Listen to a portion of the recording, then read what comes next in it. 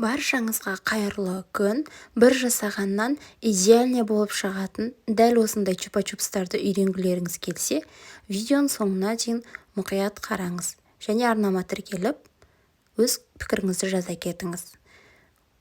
Бізге ең қажетті құрал-жабдықтар осы фотода тұрғандар: кухонный вес, пчелектегі глюкоза сироп, силикон формалар керек, шпажка, сым және краситель, пакетик 7-10 сантиметрлік.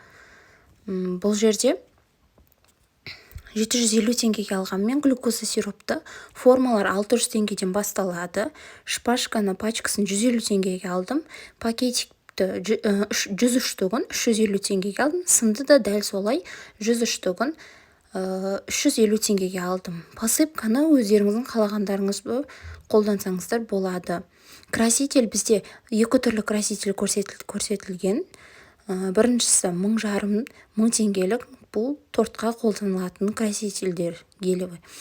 И екіншісі мынау кішкене пакетиктегі, ол 20 теңге 30 теңге тұрады примерно.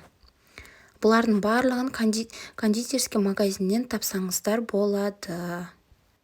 Біз ең алдымен формаларымызды столдың үстіне қойып, дәл осылай шпажкаларымызды қойып, легенцияға батырып тұратындай қылып, таяқшаны тіке қоюға тырысамыз. Астына қалам қойсаңыз да болады, немесе мен сияқты осындай сіріңкенің қорапшаларын, болмаса банкының крышкаларын қойсаңыздар да болады.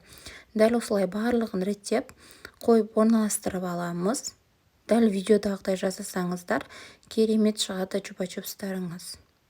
Және көп адамдардың да қателік кететін жер, ол қайнатып атқан бөлме мен құятын силиконды формаларды қоятын бөлме екі бөлек болу керек.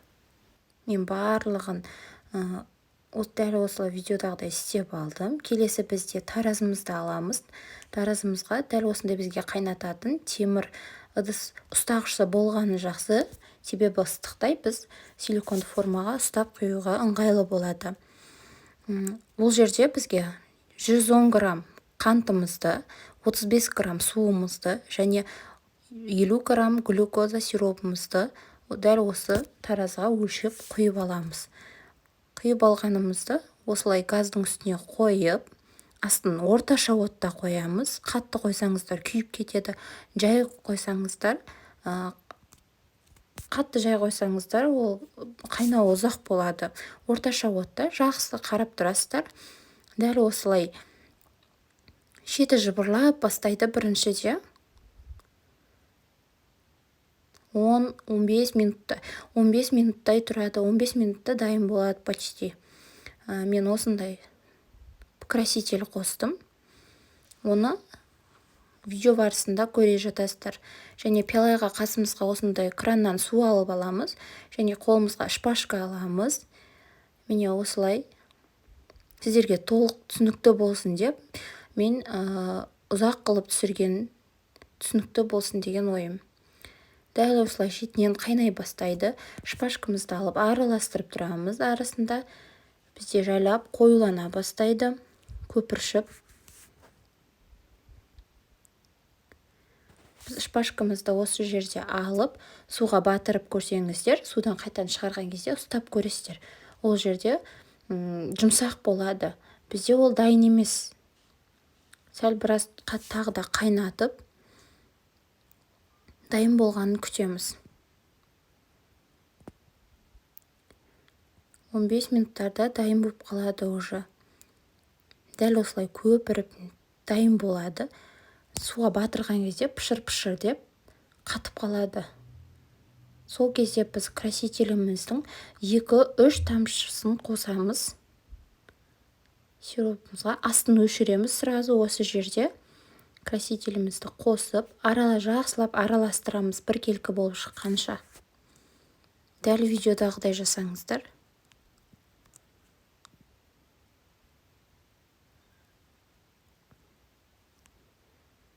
Оты сөнгеннен кейін осылай араластырсаңыздар, бетіндегі көпіршіктер, шариктері кететін болады. Мен бір қолда телефонмен түсіргеннен кейін мен сіздерге барынша түсінікті болсын деп осылай жасадым. Осы кезде араластырып шариктерін кетіріп жіберсеңіздер болады екінші қолмен. Бұл жерде жылдамдық керек. Тез-тез құймасаңыздар ыдыстарыңызда чупа-чупсымыз қатып қалуы мүмкін. Сондықтан тез-тез құйып, және 20 минут тура осы жерде қимылдатпаймыз. 20 минуттай қатып қалады.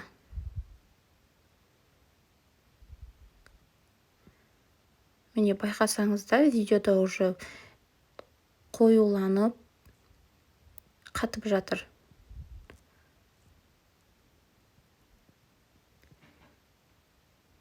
Дәл осылай бөліп қоямыз. Қалың құйсаңыздар болады, жұқа құйсаңыздар болады, орташа құйсаңыздар болады. Мен орташа құямын.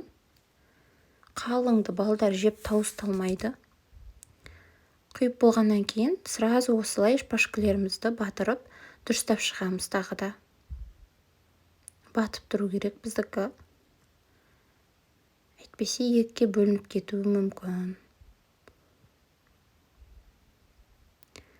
Енді 20 минут тиіспейміз, дәл осы жерде қатады. Және бізде ыдысымыз ішінде қатып қалғанын қырмаймыз. Бұл жерде қайнап тұрған ыстық су құйып, жарты сағатқа қалдырсаңыздар, өзі еріп, түсіп тап-таза болып қалады ыдысымыз. Қайнап тұрған суды толтырыңқырап қойып, бір шетке қойып қоясыз.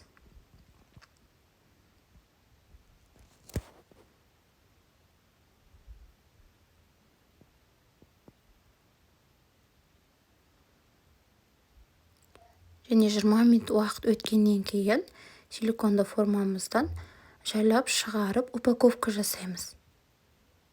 Міне бізде осылай чупа-чупстарымыз қатып дайын болады. Барлығын аккуратно шығарып аламыз. Бізге осындай сым және 7-10 сантиметрлік размердегі пакетик керек.